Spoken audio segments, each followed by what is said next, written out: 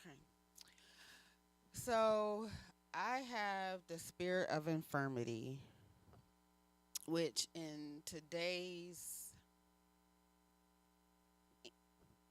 meaning dictionary is a physical or mental weakness.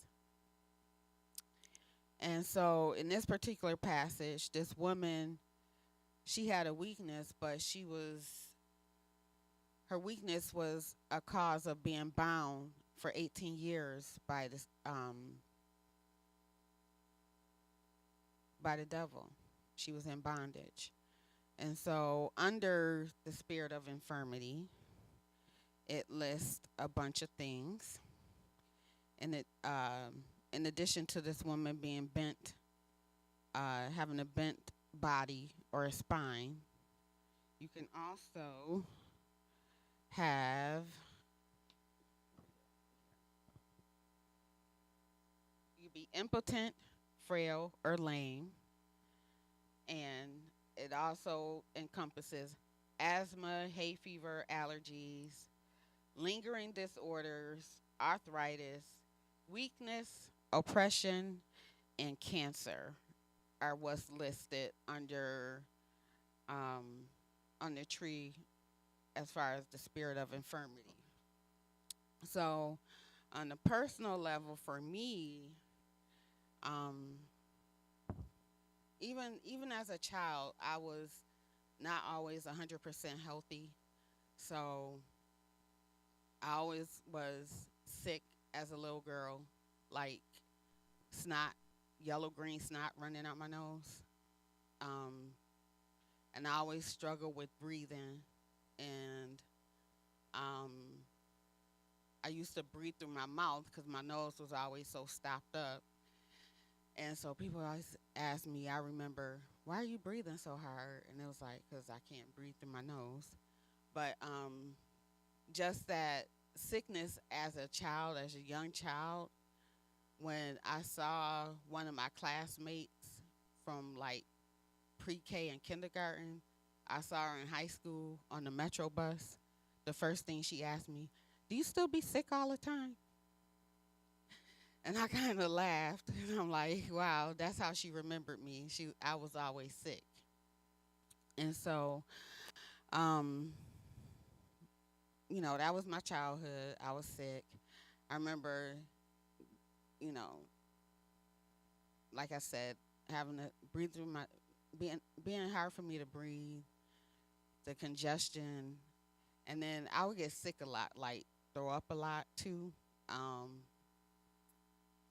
Whether I overate or I got too hot or I didn't like something, and I remember getting a whooping because I threw up on myself, but that's because they made me eat the Pop Tart, and I didn't like it, and it smelled nasty to me, and I kept trying to tell them I didn't want to eat that, and so my mom and dad were like, "Well, you're gonna eat it anyway," and I was getting my hair hot combed, which is how I wound up throwing up on myself because I had to sit there, and you got to sit still because you don't want to get burnt with the straightening comb, and I got sick, and yeah, I got sick.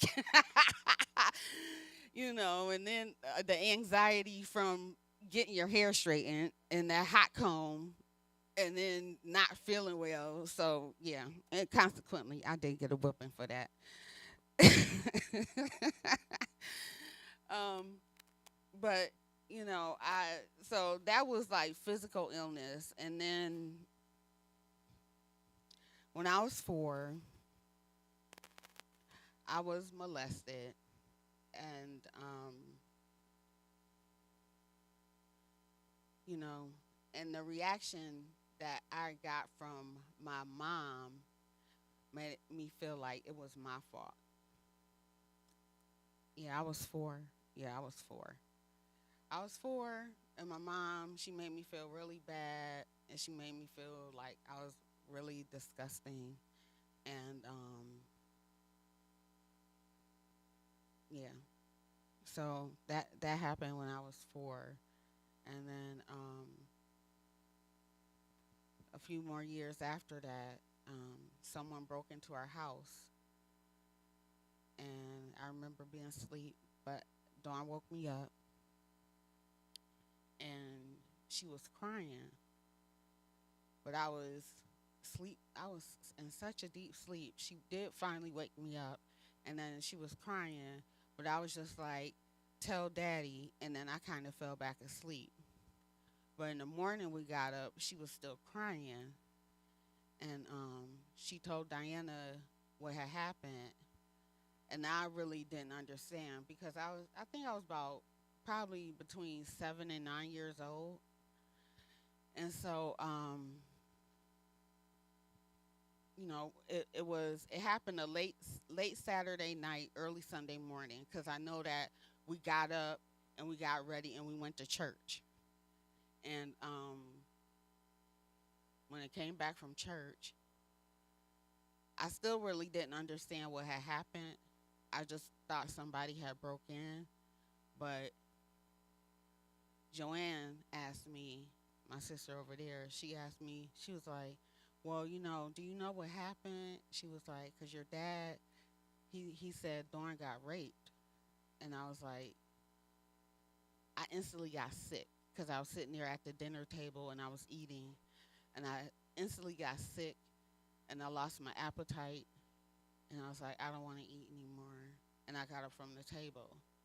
So I was young, and I was highly intelligent, so I didn't understand, but I was smart enough to know that something was wrong, and I was smart enough to know that and realize what happened to my sister.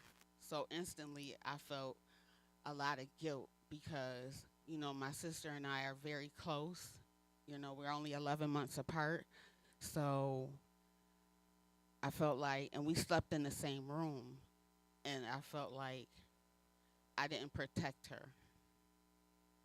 And I kind of blamed myself for it, even though it wasn't my fault. But yeah, so I'm able to talk about it now. But as a child, I repressed those traumas. I repressed that what happened to me at 4, and I repressed what happened to when they broke in, and what happened with Dawn, and I repressed all those feelings, and I didn't even, I pushed them down, stuffed them, put them away, and then at the age of 12, um,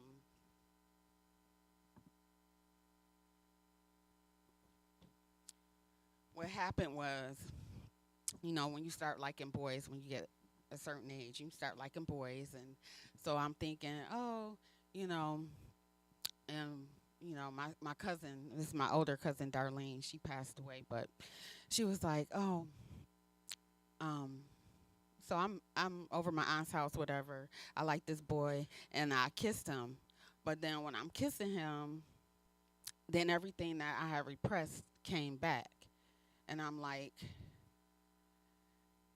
and then I'll come into my aunt's house and I sit down and I'm sitting there on the couch, and I don't know what look I had on my face, but my cousin was like, "Oh, Kim, she just feeling weird because she had her first kiss. She had her first kiss." But in my mind, I'm like, no, that's not the first time that I've been kissed in that way, and all that stuff came back, and I didn't say anything to anybody. I just kept it to myself, and so.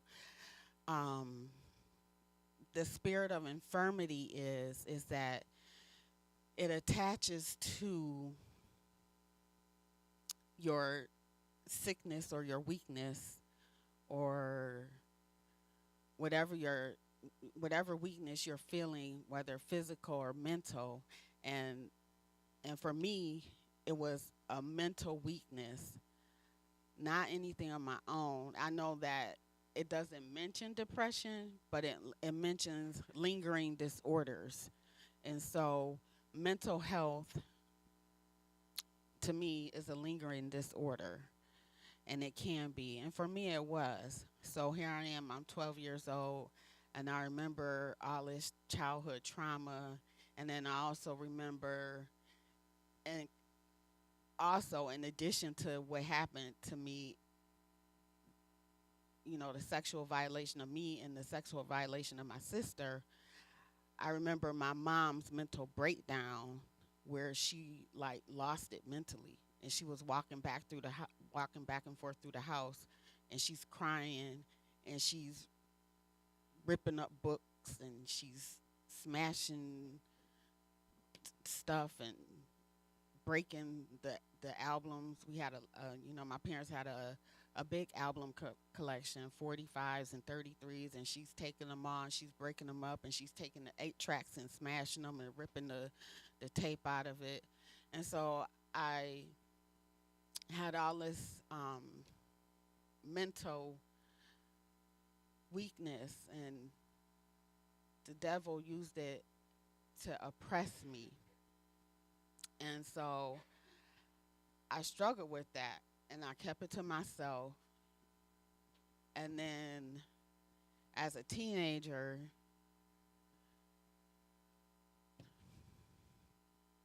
Dawn, she attempted suicide because her childhood trauma. And then Sam, he did the same thing. And so here I am. I'm at home. I'm the oldest because Diana is away. She's at school, and she doesn't live with us anymore. And I'm like, okay, I got to keep it together, and I can't lose it. I can't fall apart. I got to be strong, you know, for my sister and my brother and for my dad. I can't fall apart on him too, you know. And so, like I said, it falls under a lingering disorder to me, personally, mentally. The devil, he had me jacked up. I would at night go to sleep. I would wake up in the middle of the night, and I could hear Dawn crying, and I could see my mom. That would wake me up in the middle of the night, and I'm going through this as a teenager, and I'm not saying anything, and I'm just trying to keep it together the best that I could. And I didn't even realize I had become depressed myself until I had two of my teachers ask me in my junior year of high school. They were like, "Are you okay?" They were like, "You used to smile all the time, and you used to, laugh, and you used to be so happy, and they were just like, your countenance has changed, and you're not the same." And I was like, well, I'm okay. I didn't want to tell anybody anything because, black people, we don't tell anybody anything about what's going on at home. You're not supposed to do that. And so, I struggled mentally for a while. And then, Diana, she would try and get me to open up and talk about it. She knew that I was struggling, but she was like, you keep everything in, and she was like, you're not talking about anything, and you're not sharing anything with anyone, and she was like, I know that you're in pain and that you're struggling, but I still wouldn't say anything. And then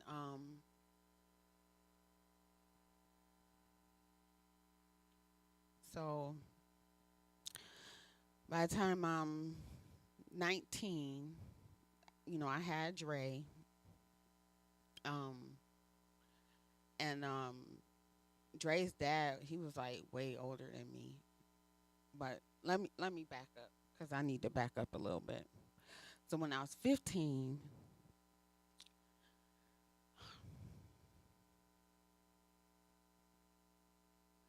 I started having a sexual relationship with a man who was in his 40s.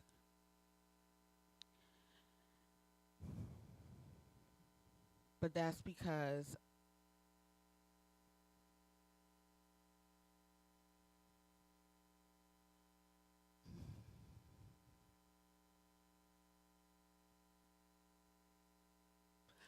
I kept everything in, and I didn't tell anybody anything. And I thought that I could handle it on my own. And, And he took advantage of me. I should not have been involved with anybody who had children. He had children that were older than I was.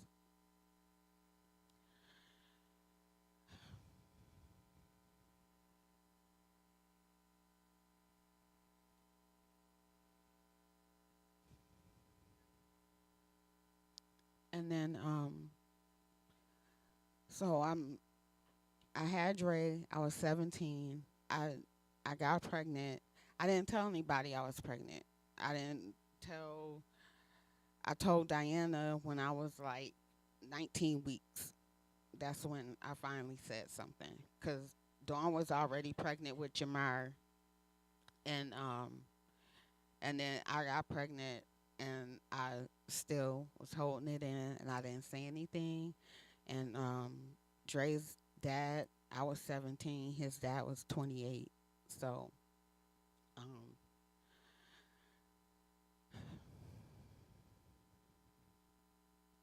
and then I was like, well, I'm just gonna give give give him up for adoption. I'm not gonna keep him. And that's how I was planning after I finally let everyone know what was going on. But then by that time, God had a different plan for me, because I wasn't able. Well, I could have.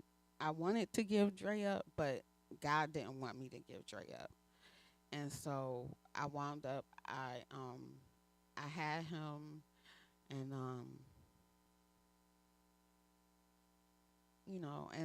and I was happy after a while. I was like, well, this is a blessing. I was happy to have my little boy, and and then I finally was able to. I hadn't told Dre's dad that I was pregnant. He didn't know, because he consequently he got arrested. He was in jail, and then they, when you get Medicaid and stuff, they'll track down the dad. They want their money, so they want child support paid and stuff. And so they tracked him down. They let him know he was in jail, and then when he got out, he found me, and he was like, "Why didn't you tell me?" And he was like, "Oh," and he looked at Dre. He was like, "Yeah, that's my son." And so we started. I started letting Dre see him, but consequently, I was just struggling still mentally, even though I tried to act like I wasn't. I still had all that stuff from my childhood that I hadn't dealt with, that I hadn't been talking to anybody about. And I was just like going through the motions and acting like everything was okay, and it wasn't. And so I wound up getting into a physical fight with Sam. And I got mad, and I left my dad's house. And I went to stay with Dre's dad, and his it would be Dre's uncle and his uncle's mom. But his uncle's mom, she was on crack, and she was a prostitute. And so she was literally, I was about to go with her to go meet up with some people, and Diana came, and she got me. And so God rescued me.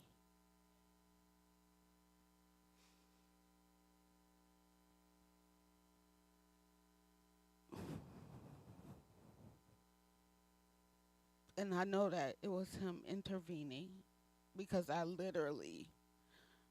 we were literally about to go. And she came, and she was like, "You're coming to stay with me." She was like, "You don't need to be here." Um, and so that's what happened.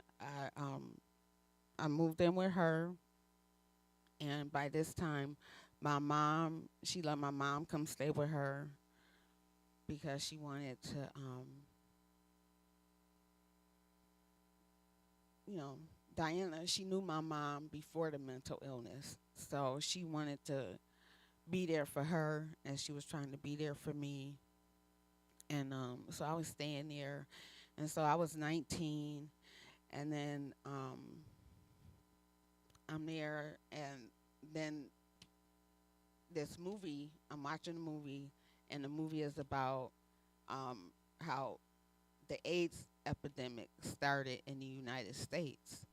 And I'm watching the movie, and I watched the whole movie, and I'm like, oh wow, that's what happened, you know. And they weren't saying anything because they were trying to say, oh, only gay men got it, and they didn't care about the rest of the population. So they kind of let stuff go unchecked because they were like, well, oh, it's gay men and they're living this lifestyle and they deserve to have that happen to them. But um, it wasn't just, it affects everyone, as we know now. And so when I watched the end of that movie, they're, they list all the people who had passed away in the United States up until that point. And I'm watching that, and I start crying, and I'm like crying uncontrollably, and I'm like crying to like snot's running out my nose, and I'm like shaking, and you know, and I'm like, I literally said to myself, why am I crying like my name is on that list?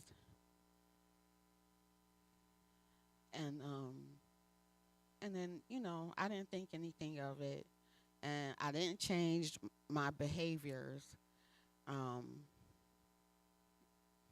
as far as what I was doing sexually, and winding up being with a bunch of different people and doing what I wanted to do. And but when I was 21, I was like, okay, I'm tired of this. I don't want to do this anymore. And I was like, and then I was like, well, I was like, the devil, he's using this against me. I was like, he's making me do all these things. He's like accusing me, and he's holding all this guilt over me, and he has this hold on me, and I don't want him to have this power over me anymore. And I was sitting in church. It was yeah, we were here in this building, and I was sitting here, and I wrote down, and I told Diana, I wrote a note to Diana, and I was like, I'm just telling you because I recognize that Satan is trying to hold me and keep me bound, and he's holding it against me. But when I was 4, this happened, and um, this happened to me when I was 4, and I was like, and I told you, but I was like, you and mommy made it seem like it was my fault, and like I had done something terribly wrong. And so I didn't, I wasn't handling it well. And I was like, I just don't want the devil to have that power over me. And so, you know, she was like, wow. She was like, well, if you were 4, she was like, I was only 12. So, she was like, I'm sorry, but she was like, I really didn't, I really didn't want you to feel like it was your fault. She was like, but I was 12, so when you told me what was going on, that was my young 12-year-old self reacting to it. And so I made that confession, and I didn't want the devil to have that power over me, but I didn't change my ways. I didn't change my prayer life. I didn't change my spiritual life, um, so that stronghold would be broken. And so, at 25, I get diagnosed and I have HIV. And then when that happens, of course, I remember back to when I'm 19, and I'm watching that movie, and I'm like, my name was on the list. That's why I was crying like that. And so, but it kind of prepared me because when I was in the office, I didn't lose it, you know. And the nurse, she came back and she was like, wow. She was like, you're so. She's like, you're upset, but she was like, you're calm. And I was like, well, I mean, it is what it is. But you know, the spirit of infirmity attaches to your illnesses that you go through to keep you bound and to keep you from being what God has called you to be. And so I struggled like for a long time, and I became very depressed and even more depressed than I had already been. So I was working at it was Niagara Mohawk before it became National Grid. So I'm like, oh, I'm working, I'm off welfare, I'm feeling real good. Like I don't need food stamps no more. I don't need this no more. I don't need that no more. I'm working, I'm making X amount of dollars, and I'm doing well. But I was very sick. I had went from 215 pounds to 150 pounds in 7 months. And I was so like blinded, like I didn't even know I had lost that much weight until I was sitting in the doctor's office and they were like, "Oh, you have HIV." And I'm like, "Okay." And yeah, I didn't even know. Like I had no idea. And so the one lady was trying to tell me, she was like, oh, yeah, so you probably had it like 10 years. I was like, no, because I had tests. I tested negative. So, no, I didn't have it for 10 years. And she's like, oh, well, I apologize. She was like, you just had, you had lost so much weight and you look so frail now. She was like, but she was like, I'm sorry. I didn't mean to, you know,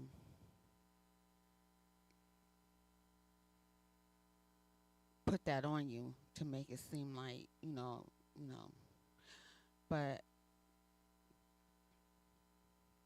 um so the spirit of infirmity, that's my topic. So I've had infirmities, and then because I struggled and I got depressed,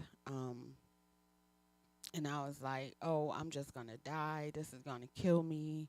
So I did try and kill myself because I was like, well, let me just hurry up and get it over with because I'm going to die anyway. And so in that, when I attempted suicide, and I'm at ECMC on the on the whatever you call it, the CPEP now is what they call it, but I think back then it was called the psych ward. So I'm in there, and they check me out and take my blood to see how everything is, and they pull me out off that unit to go over to the other side of the floor. So I'm in the room by myself, and it was a female doctor, and she was like, you're very, very sick. And she was like, I need to examine you because your platelet count is so low, like you could bleed out at any minute. And so she examines me. She was like, okay, I need to, you need to put this gown on so I can look and check you out and stuff. And so she looks at my body, and when your platelet count is low,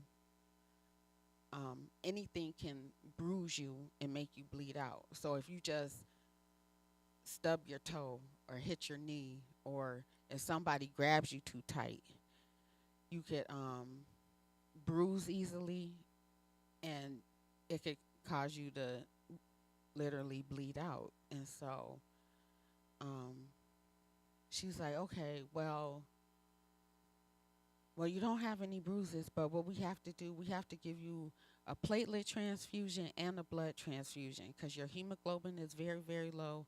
Your platelet count is very, very low. And so, um, looking at that, but that wasn't the first time that a doctor had told me that I was a lot sicker than what they thought. Because when I was 20, I got sick too, and I wound up in the hospital, and I'm in the ER, and they're trying to do all these tests, and then it's all like the residents and everybody, but then the chief or whoever comes in, and he's like, "Oh, you're a lot sicker than what we thought," and so um,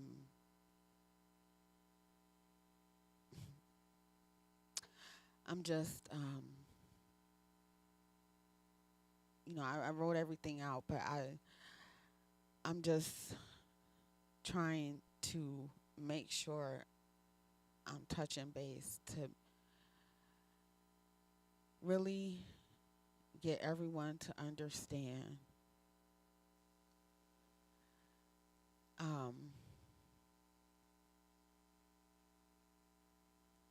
how that spirit of infirmity can really have you when you're sick.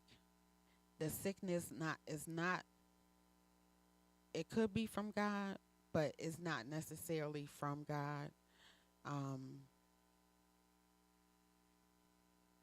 But what happens is that that the word says that we'll have sicknesses, we'll have afflictions, and we'll have infirmities. So I've been infirmed, but through all of my infirmities, God was with me. And the real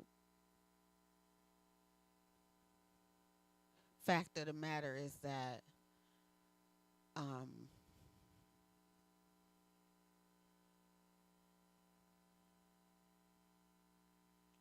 it doesn't matter,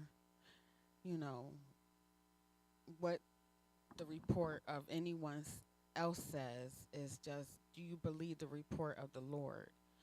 And so, for a long time, I didn't believe the report of the Lord, but his report says that I am healed because, I wasn't just not just HIV positive, and my husband didn't infect me, and I haven't infected him, but even the more so, on paper, when you look at all the things that I've been through, the multiple blood transfusions, the low platelet count, and then the criteria for someone having AIDS versus HIV is that they have a low CD4 count and they have multiple opportunistic infections. And so on paper, I had acquired immune deficiency syndrome, but God. And so today I'm here, and I'm just considered that I am HIV positive, but I'm undetectable through God's grace. Because, I was very ill. I was deathly ill. And so I've said it before, and I'm going to say it again. My doctor said to me, he's been my doctor for 25 years. He said to me, "We did not think you were going to make it." And so the fact that I'm here right now, even the more still, even after all the stuff that I went through all those years, and then I finally, I stopped working. I was on disability. And then I was like, okay, well, let me go to school. So I went to culinary school, and then I started back working and everything. And then I'm like, okay, well, I don't want to be in the kitchen anymore because it's tiring. You always have to work, and I'm getting too old for this. And so I was like, you know, it wasn't me, but God was guiding me. And he was guiding me. He said, going to something else. He's like, going to health information. So that's what I started doing in 2017. I graduated in 2019, and thank God that I did, because when the pandemic came, I was not jobless. I had a job. And even though when I started my job in November of 19, I was still considered on probation, but because of the place where I work is so progressive, I was able to get New York State disability plus short-term disability, and um, so I was collecting 70% of my take-home pay from my employer plus what I got from New York State. And then the pandemic comes, and you didn't have to spend money anyway. So, and the pandemic didn't really affect me as far as financially, but I went through a lot health wise in 2020. And so, um,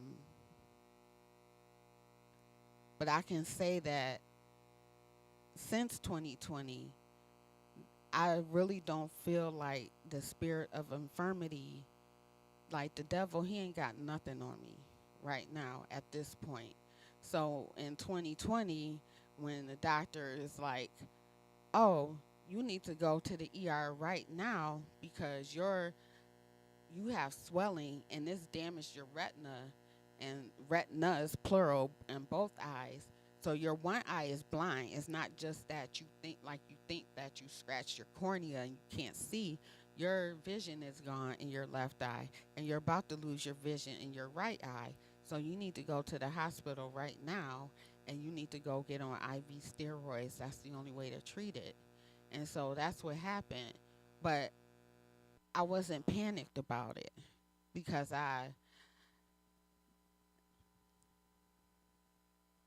God showed me um, the gift that I have, and it's the gift of healing.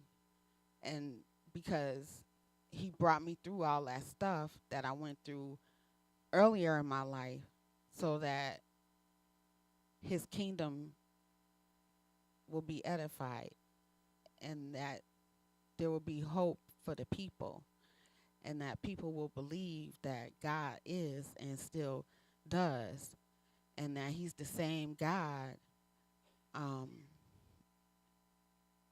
that we read about in our Bible, and that we teach about every Sunday, and that we come and learn on Bible study, and that He hasn't changed. And so um, what I want everyone to understand and take away from this is that um, that in this Strongman book, he lists some things that he said it's a checklist, and I think it's like on it's on their spirit of infirmity, but I think it's like around page 103 or 104 or so. Um, he talks about the checklist of, he was like, you go through this checklist to see if any of these things are for on you personally, and it's like, do you have unforgiven sin, and so on and so forth, and so that checklist, some of that stuff on there, yes, it applied to me, um, and some stuff I still had to work on, but I did want to make one point about a lingering spirit that I found that I had to address, um, even after the fact of everything, and and I think one of the lingering disorders that it just says lingering disorders, but I think that a lingering disorder that we face today is our soul ties. So when you're with someone that you're not supposed to be with because they're not your husband or they're not your wife, and you wind up being in a relationship with them, and then you wind up having a physical relationship with them, that you have a soul tie to them, and I think that's a lingering disorder. And so I had to really think about that when I was going over this, and I was like, yeah, I did do that because for me personally, I wound up in a relationship with a married man, and I moved in with him, and um, but being with him, it was like a drug because it was very um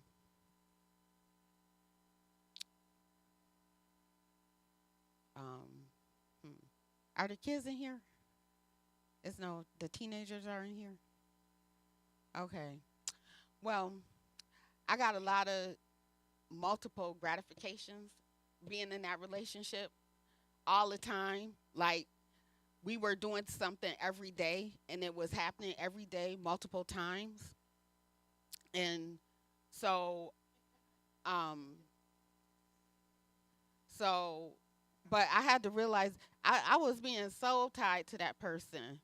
So because I'm up here, that person was terrible. I shouldn't have been with them in the first place, but they were emotionally abusive to me. They were physically abusive to me.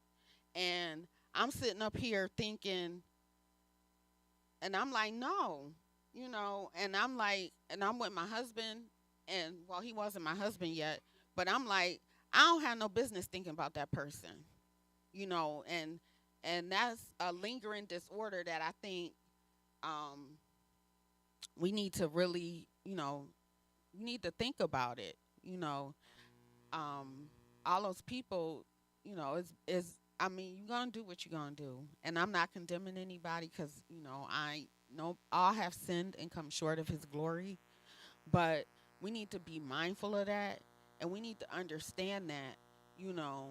And I'm like, and I'm looking back over it, and I'm like, I'm a fool, like the children of Israel talking about it would have been better for us to be in Egypt. Like, why am I thinking about that so and so? And he was terrible, but but I had that soul tie because I was getting something, and it was like I don't understand like being addicted to a drug, but there is a sexual addiction too. You can't be addicted to it because you still get that dopamine and that endorphins and all of that stuff that comes from that. So, you know, just be mindful. And I had to even like I was just like, no, I can't be thinking about him. Like, I'm stupid. Like I said, he was terrible. He was abusive, like physically, emotionally, verbally, and any chance he would put me down and talk about me bad, and it was just terrible. But I'm thinking about, oh, no, no, wrong, wrong, wrong, wrong, wrong, you know, and so we talk about he don't mention that under the lingering disorders, but man, that's a lingering disorder. Okay, it's a lingering disorder. Okay, and we have to be real. We got to be real, real, real, real, real, real, because this is about destroying the strong man and destroying that stronghold. And so, I,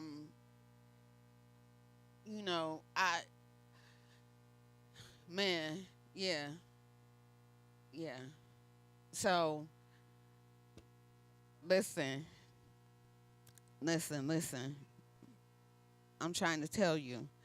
You know, yeah, yeah. So I, I, even so, yeah. So I had to, because listen, we overcome by the word of our testimony, and so if my prayer and what I desire is for this strong man to be destroyed, and I listen, you know, the our last two, Sister Georgia and Sister Chanel, they're very honest, and we just all have to be really honest about where we are, because this is the last days, and we can't be playing around. We can't sugarcoat nothing. We can't be acting like it's all good when it's not.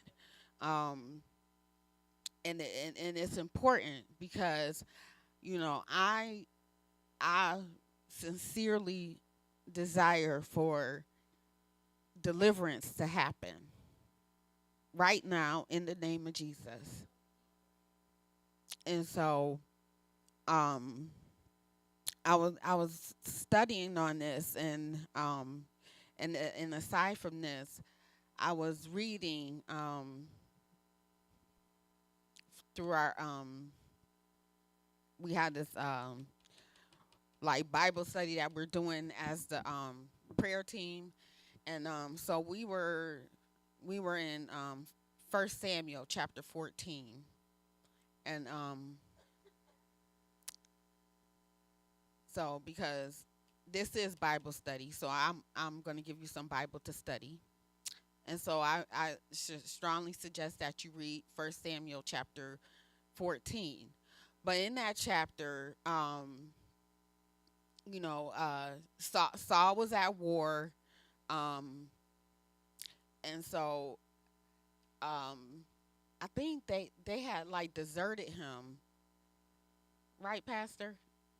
Saul was at war, and it was in 1 Samuel chapter 14, and like the men had deserted Saul, so it was like it was a small number of them, and they were like huddled up, and the Philistines, they were hating on him like they always have and always did, but at this particular time they were like coming against them, and so I was like, no, we gonna stay here. But Jonathan, his son, and his armor bearer, they're like, Jonathan was like, nah, we serve God. God is on our side. And so he leaves the encampment and he goes with his armor bearer. And then they wind up killing 20 of the Philistines because because of Jonathan's faith in God and what God can do. And so I'm thinking, you know, do we really believe, you know, two or three are gathered together that God is in the midst, but do we really believe, or are we really do we have the faith? Because only thing you need is the faith of a mustard seed. So you don't really need that much. It don't require that much, but you can move a whole mountain. So if we have the example of Jonathan saying, hey, come on, armor bearer, we're going to go and we're going to take it to the Philistines. How much more so than right now, while we're in this study of the strong man and destroying the strongholds and the strong man, come on, Genesis, we're going to take it to the devil. That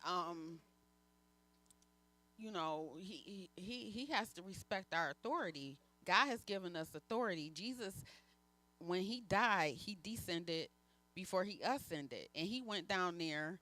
And when I think about, because I like superheroes, and I'm like, did he go down there like Thor and clap thunder and just strike them all down, or was it like in the Matrix when the agent came on Neo and he like and he flew them all off and they was trying to jump on him and he fought them all off and then I'm like so we had those examples but I'm like our God is mighty so our God he's awesome and he's mighty and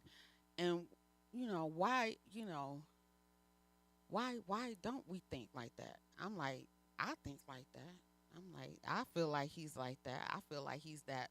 He's even more powerful because those are fictional characters, but he's real. He 100, And so, um, you know, so in that First Samuel chapter 14, he's like, okay, so they take it to the Philistines. They kill 20 of them, and then the rest of the Philistines, they get scared because those 20 got killed, and then they start turning on each other and start killing each other. And then so Saul is like, hey, what's going on? And then they come and they see, and then they take a roll and he's like, who's gone? And they're like, oh, Jonathan and his armor bearer. And then they go and they see the Philistines and they're like turning on each other and they're killing each other. And then they start marching, then they go and they take care of the rest of them. And then when they do that, when you read through that chapter, it says the rest of the men who ran away and hid, they start coming and joining in. So it's like my message to you on that part is come join the fight. You know, um, you know, come join the fight. You know that this is a concerted group effort to destroy the strong man, to destroy all these spirits, the spirit of perversion, the spirit of heaviness, the spirit of infirmity. And so I just want also I have 1 Samuel chapter 14, and then I also have Isaiah 43, 1 and 2, and then 18 and 19.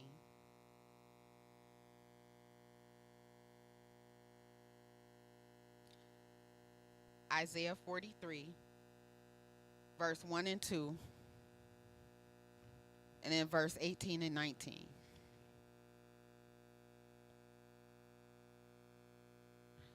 And then Romans 15, 1 through 13.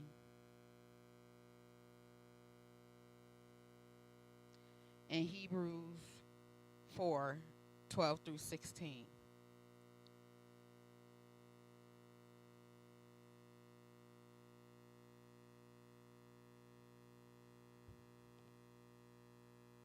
(15) 1 through 13. Yep, 12 through 16.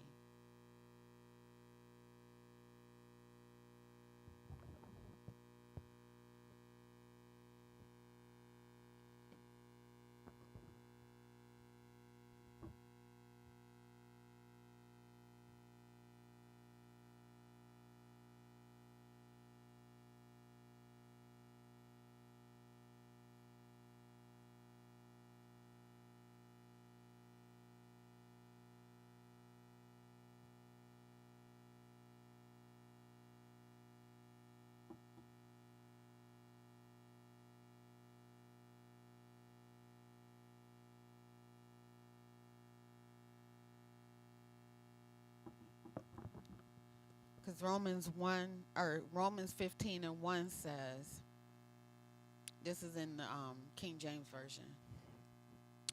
We then that are strong ought to bear the infirmities of the weak, and not to please ourselves.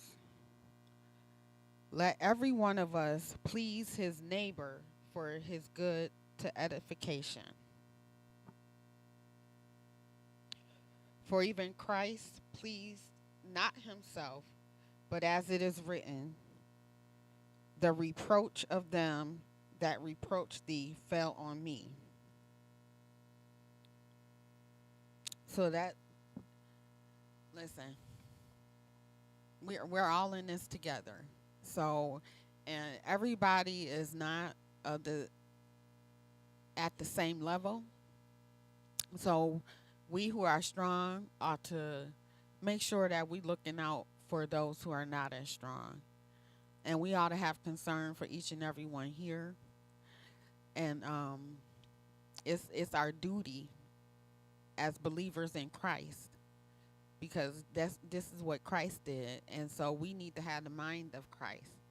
And so we bind the spirit of infirmity, but more importantly, you need to bind your mindset to the mind of Christ, and you need to bind your will to the will of God, and you need to bind yourself to the truth, because Jesus said, I am the way, the truth, and the life, and no man come to the Father but by me.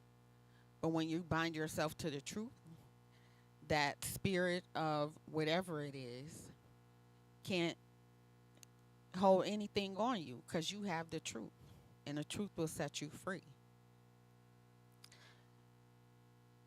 And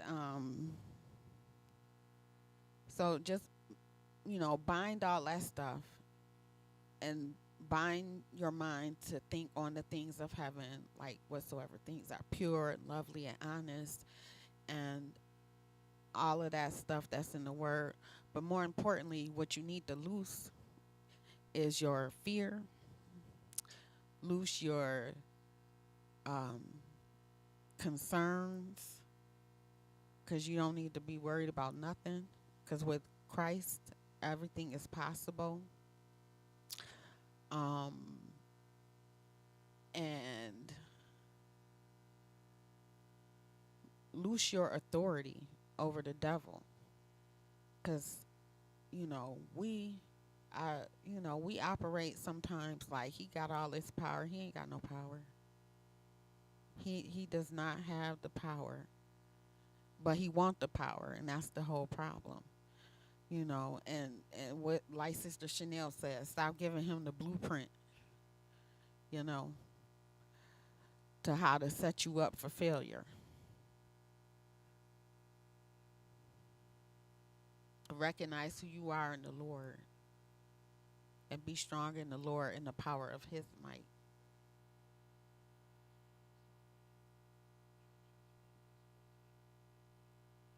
All right. So I think I'm good with that right there. Yes, yes, Pastor.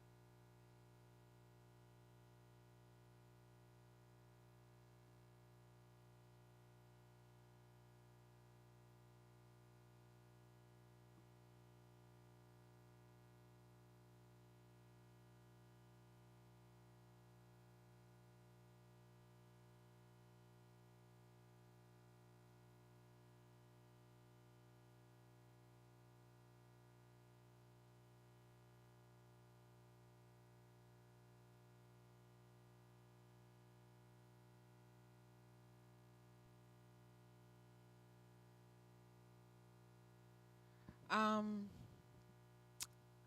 I think when I was about, I think I was like 29, because I was like a lot of people say, oh, when people are 29 years old, they start looking at their lives, and they're like, oh, it's, I'm about to turn 30 and I haven't done this and I haven't done that.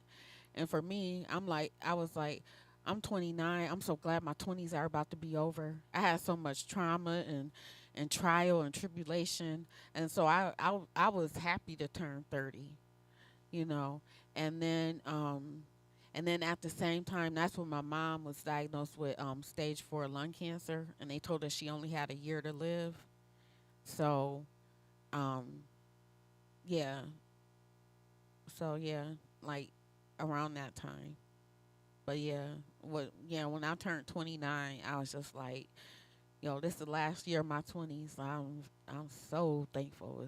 It's about to be over. I'm not taking any of that with me anymore. And I got better with everything. And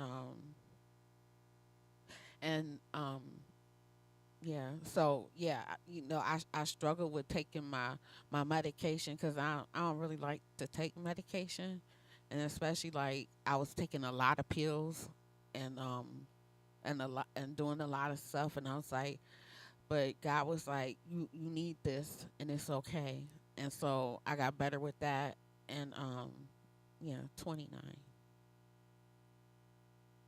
yes, yes,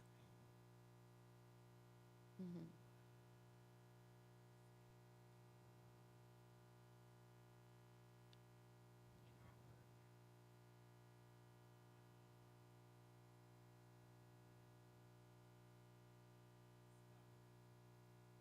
mhm,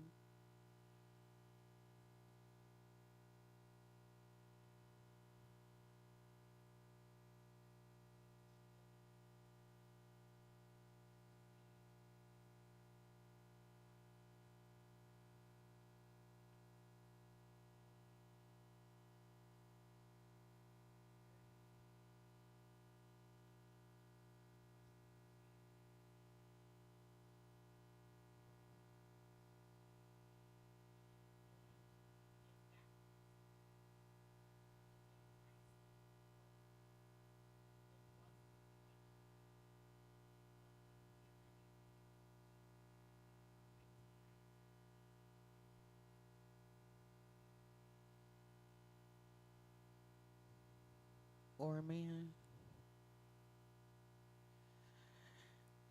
Um,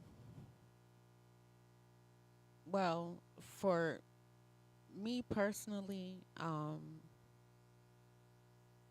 I just I, I know that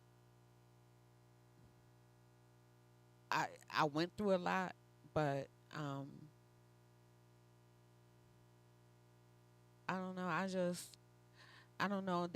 There's a peace in knowing God is no matter what you go through, He's always there with you. Um, Even though I was struggling, God was always there. I may not have seen Him, but He was looking out for me. Um, and the only thing that I can do is um, tell of what I went through. Not for my glory, but for the glory of the Lord, because I can say that He brought me through. Um, in the word, in His word, it says more than once.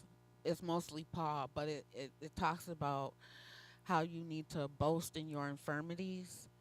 Um, so whatever you're going through, it took a lot, but now I look at it and I could count it all joy. For me, it's like um, I went through that, but I'm okay because it just prepared me for where I am right now. So like I said, that stuff that I went through, and at 29, I was like, okay, I'm done with that. And you know, 5 years ago, when they're like, oh, you're legally blind, it was really nothing. Like, I mean, it affected me, and the only thing about that concerns me with my blindness right now is that I miss seeing color. But other than that, I'm like, I'm okay. I'm alive. I still have my mouth to speak the word. Still have my mouth to praise the Lord. I can still clap my hands. I can still stomp my feet. I can still, um, and I can still see. I just don't see clearly. But I, I don't know. I don't know. I don't know if I don't know. I don't know if I answered your question. I don't think I did, but hmm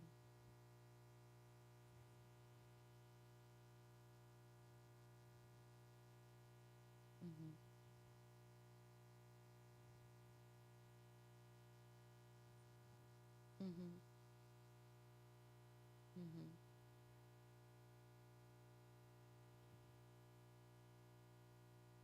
Mhm.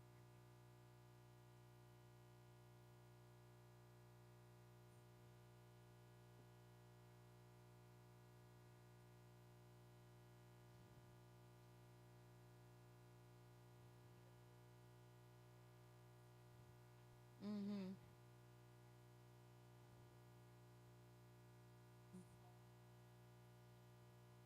Mhm.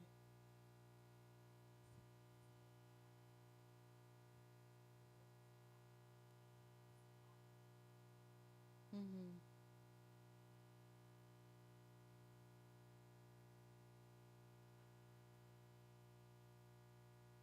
Mhm. Yeah. Mhm.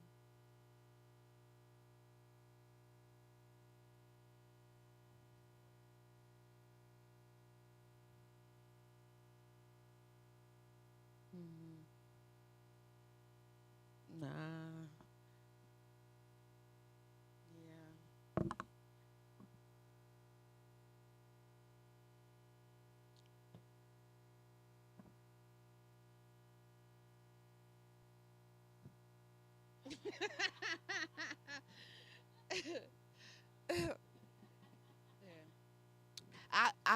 I have some idea of color.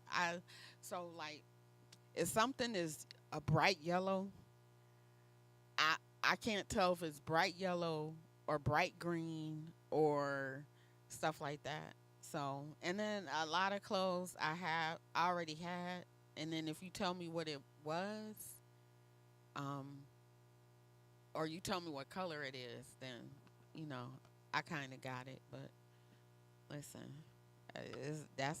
that's God. You know, that's truly God. Because when I dream, if I dream, um, everything is in color, and I can see out of both my eyes clear, and yeah, and it's always like it's like this is I I believe is God's glory because it's like the sun is shining, but it's like it's off and I can't look at it, but it's like this big bright light, and like I said, everything is clear, and it's like I can see everything, whatever color it is, I can see it, and it's clear, and I see out of both my eyes, and I just you know I I I praise the way I do because that came from a dream too. I was I dreamt I was standing over the valley of dry bones, and it was my heavenly father and my earthly father, and then it was the prophet Ezekiel, and and they were like, say to these bones, you shall live. And then the bones came together, and then they said like the word says, prophesy and tell the muscle to form. And so I had a dream and I saw that, but like I literally, my dad was there, and it was God because God was off, like, and it was bright, and then it was the prophet Ezekiel, and I could see, and so that's what really, because I was like, well, God, I was like, do I really have the the this gift of healing? And then I had that dream. So I believe that God is a miracle worker.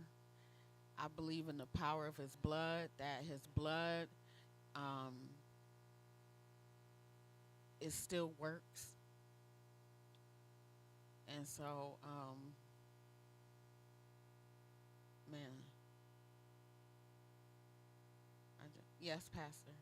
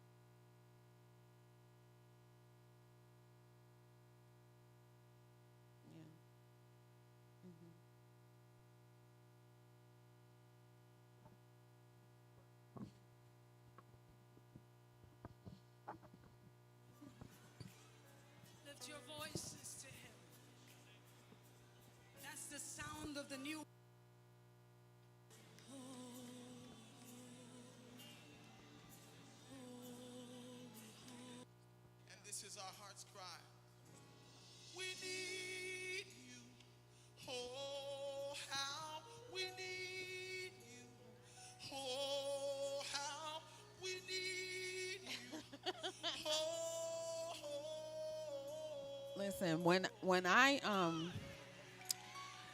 spoke on that Sunday and I said I believe my sister's healing um is gonna come by me. I believe Diana has not been in pain since that day. Now she can confirm that, but she said when as soon as I started speaking and I said that, she said she could feel like the heat going down her spine. So you could let her give her testimony, but